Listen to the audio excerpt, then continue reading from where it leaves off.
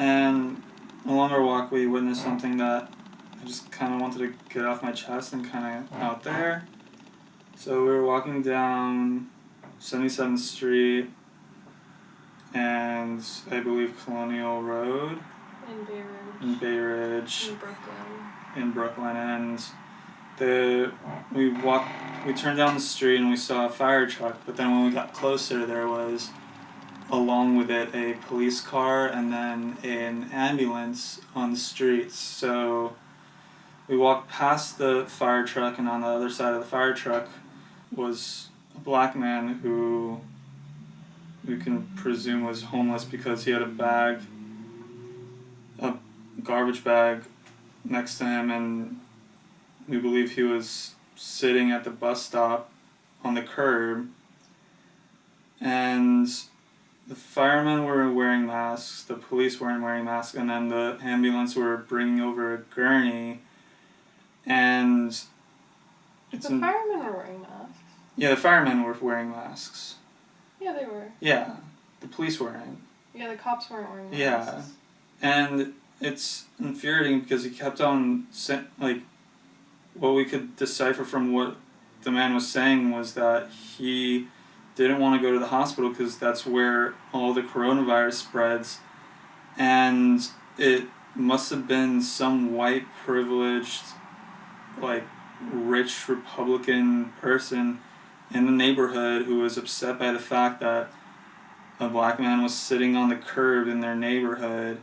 And so they called the cops so that they would do something, but it's so dehumanizing that they couldn't even speak to the person and ask him, what's going on, and then just send a cop over, which will just, abuse them in one way or another, whether by, sending him... The person in the neighborhood didn't speak to him? Yeah, Yeah, they just, see him and, call the police. Yeah, and, with Cuomo's latest, law being passed out, or whether it's a law or not, he made it so that, homeless people are being cleaned out of the subways. That's de Blasio, but they enlisted, over 1,000 cops into all the subways the past couple nights to just, completely clear them out of the subways. They were doing that, when the temperatures dropped to, code blue, because it was so cold a couple nights ago. They were, taking all the homeless people out of the train cars and just telling them to get out of the station. And obviously they can't go to the shelters, so they just, left them because they don't want them in the subways. I didn't even see what was wrong with him sitting at a bus stop. That's public city property. I don't know. And then, if it was someone else sitting at a bus stop, I don't think anyone would have called the police. Yeah, it could have been any, the instance you gave, if it was, a little white girl with her bicycle nearby sitting on the curb, no one would have called the police. Yeah. But, there's no alternatives. Homeless shelters isn't a realistic alternative. They're full of coronavirus, too. Yeah, and it was just in the middle of a city block. We saw cops walking down in the park. That's probably not an alternative. And then, there's nowhere to go. If you sit on a commercial street, they'll say the business owners will call the police on you. If you sit in a park, the cops are all in the parks now. If you sit on a random street, the cops will be called on you. If you sit in the subway station, the cops will tell you to get out. Where are you supposed to sit? It's not even he was just sitting there. Yeah. It's all part of neoliberalism and the privatization of every space and making it so that no social services are available for anyone, in particular homeless people. And then when even the subways aren't an available sort of option. They're going on and on and on about how we need to protect our essential workers. It's so horrible that there's so many homeless people in the subways, and people are doing this and that in the subways, and all the essential workers are endangered by this or whatever, which is complete. that's not the reason they're doing it. They're not doing it to benefit, like, service workers, but, like, what is the alternative? Like, it's not a solution if you're not giving an alternative. The only solution that they seem to be providing is to send him to the hospital so that he could die there. Yeah, I mean, like, the woman was wheeling a gurney over to him as we were walking away, like, and, like, what are you even supposed to do about that? I don't know. Like, it seemed disrespectful to, as you brought to my attention, to, like, shoot a video of someone who's, like... being harassed. Yeah, being harassed by the police, and then just, and, like, I was thinking of, like, going over there, but if I went over there, like, I was thinking that, like, because, like, if you go over there, the police are always like, oh, you need to, like, mind your business, or they start getting, like, angry, and then it makes the whole situation more tense, and, like... Yeah. Also, what would I have even said? Only to the person's disadvantage. Like, it's not like the Department of Homeless Services in New York City does any better. Like, I was seeing these videos, they were just, like, harassing them too and just telling them to leave. Like, it's not... Just leave wherever you are. Yeah, so... They're just, like, shuffling them from place to place. So, if you have any more insight on the law, send a comment on what you think could have been something that we could have done. Or social service agencies or organizations that would help. That we could call.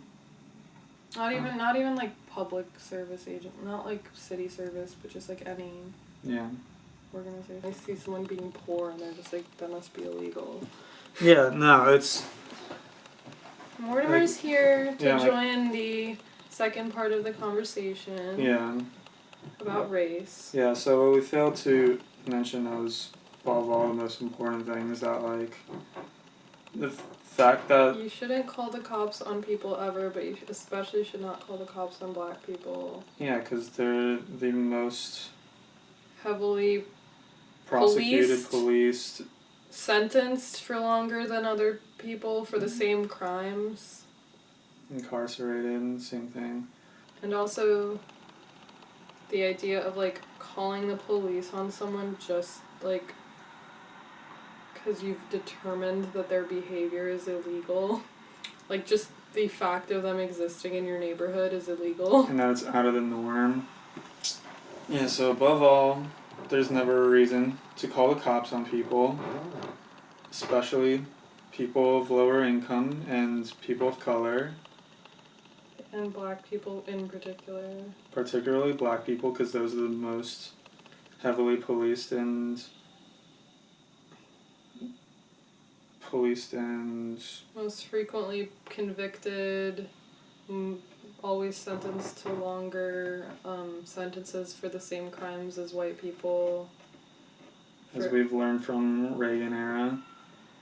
Even now. And especially now, it's just more veiled and invisible, or not so clearly seen because of the whole post-racial rhetoric from the early 2010s, which is more heavily run today, but is clearly not working and is more like all of like white supremacy is more transparent, especially from the Trump administration. And yeah, if we weren't very clear about it, there's a video I'm gonna put in the comments and show a little snippet after this clip. And it has a real phone number. Like, the phone number in the video is live and you can actually call it. If you're thinking of calling the police on a black person, you can call that number instead.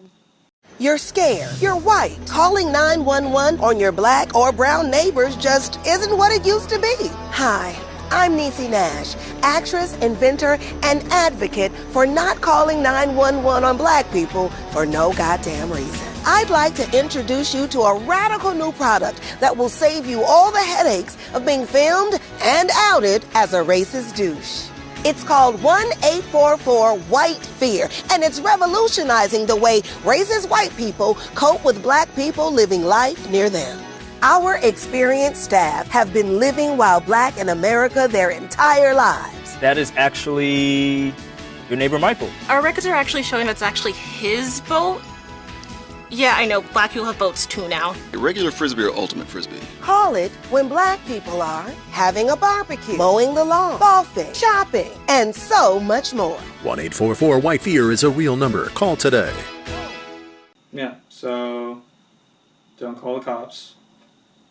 Don't do that. Don't trust them. And also don't act... Especially NYPD. Right. But also, you should refrain from acting as though you are, like, the master of your community and, like, the arbiter of what is moral and what is ethical and what is right. And determining from your window that someone sitting outside should be policed. Like, we need to just take a step back. Not we, but people need to take a step back and recognize that they're not, like, the kings and queens of their community. And people are all parts of your community.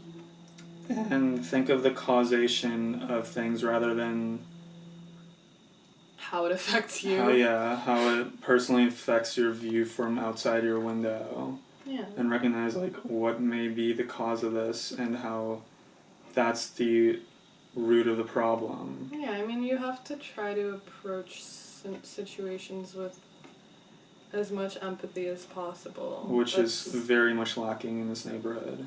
But that's, I mean, in general. Yeah. That's the most valuable thing you can do, is try to give people unconditional empathy as much as you can. And try to understand why things are the way they are. And if you want to do a bonus round, try to change those things. But at the very least, try to understand why the things are the way they are. And recognize that by calling the police, there are very serious repercussions. Yeah, there are very, very serious repercussions for that man. Either he went to the hospital, was forced to pay a large sum of money he doesn't have, or asked to pay that money.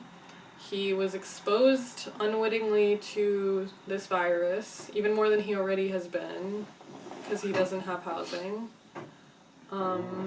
Physically harmed by the actual police. Yeah, he's in danger of death. He's in danger of being murdered for sitting on the curb. And he is being harassed and told that he's not allowed to be in a public place. Spatialization of blackness. Right.